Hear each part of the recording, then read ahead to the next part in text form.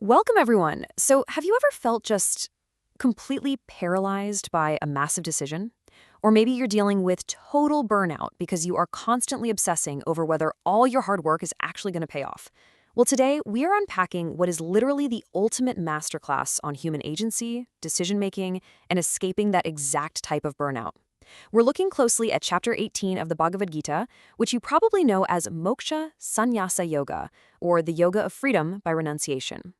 This final chapter is the grand synthesis of the entire text, and honestly, it is going to completely flip how you think about your everyday actions. Okay, let's dive right into this. Here is our roadmap for today's explainer. First, we'll hit the paradox of action. Second, the 5 factors of action. Third, the 3 gunas. Fourth, the power of svadharma. And finally, surrender and liberation. Starting off with Section 1. The paradox of action. Now, what's really interesting here is setting the stage. We have the warrior Arjuna, and he's paralyzed on the eve of a massive battle, absolutely terrified of the horrific outcomes. It's a cosmic crisis for sure, but it perfectly mirrors our modern dilemmas, right? Like, how do we act when we are terrified of the results, when our fear of failure or even our complete obsession with success just freezes us in our tracks? Well, in verse 2 of this final chapter, Krishna resolves this by drawing a brilliant distinction between 2 concepts we often get mixed up. You've got sannyasa, which is the relinquishment of actions that are prompted by desire. But then you have tyaga. And tyaga, this is the real secret sauce, is abandoning the fruit of all action. True freedom, according to this chapter, isn't about running away to a cave somewhere and quitting your duties. It's about a massive shift in your internal motives. It's disinterested action. You still do the work, you still fight the battle, but you completely detach yourself from the anxiety of the outcome, the fruits of your labor. Moving right along to Section 2, the 5 factors of action. Let's see how this builds, because you might be wondering, how do we actually achieve that kind of detachment? Well, we have to first deconstruct the illusion of the ego. You know how the ego loves to proudly proclaim, "I am the sole doer, I make things happen." Verse 14 completely dismantles this arrogant idea by outlining 5 actual factors required for any action. First, you have the body, which is basically just the physical seat of action. Second, you have the doer, or the agent. Third, the organs, meaning your senses and instruments. Fourth, the various distinct activities themselves. And finally, the 5th factor, divine providence, or those overarching cosmic forces at play. So the ego, the quote-unquote doer, is really just one small piece of a much larger puzzle.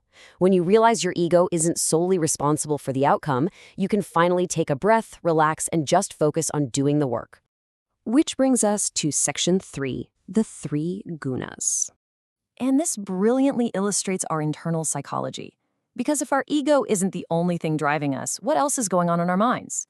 The Gita introduces the gunas, which roughly translates to strands or qualities. Think of these as 3 psychological lenses that color absolutely everything in our nature, right down to our intellect and our daily actions. First is sattva, the mode of goodness and light. It sees unity, it acts out of duty without attachment, and it clearly distinguishes right from wrong. Then you have rajas, the mode of passion. This one is driven by intense desire and ego, and it incorrectly judges situations because it's constantly chasing after outcomes. Finally, tamas is darkness and delusion. This leads to blind action, stubbornness, and a completely unperfected intellect.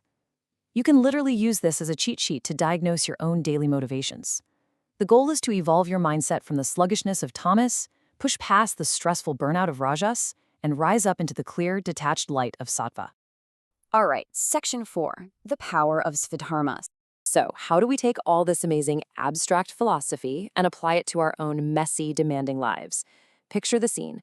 Arjuna and Krishna locked in this intense, dramatic dialogue on the chariot. Arjuna is a warrior. His duty is right there on the battlefield, not off meditating in a forest. Krishna is actively bridging this massive cosmic philosophy directly to Arjuna's immediate real-world responsibilities. And really, he's doing the exact same thing for us.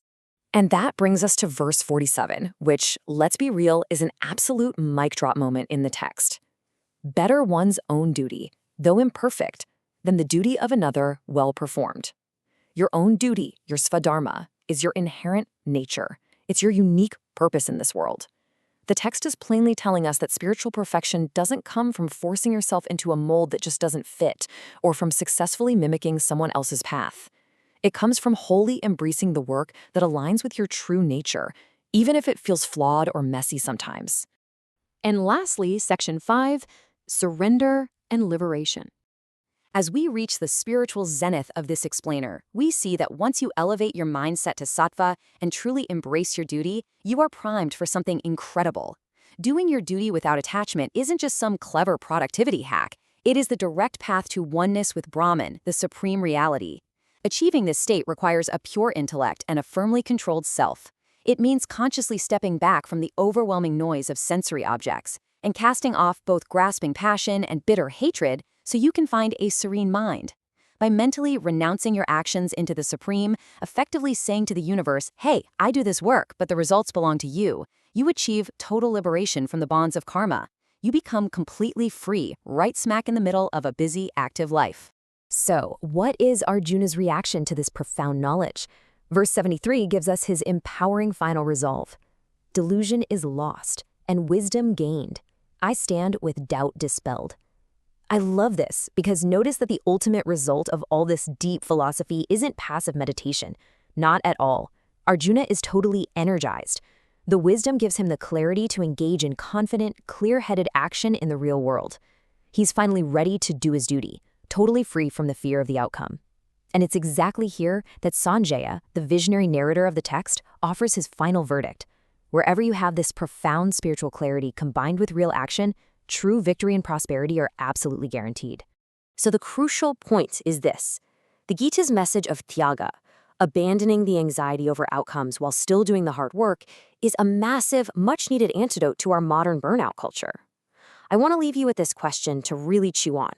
What fruits, what specific outcomes or anxieties are you ready to abandon today so you can find your own freedom and just enjoy the work right in front of you? Think about it. Thanks so much for joining me on this explainer, and I'll catch you next time.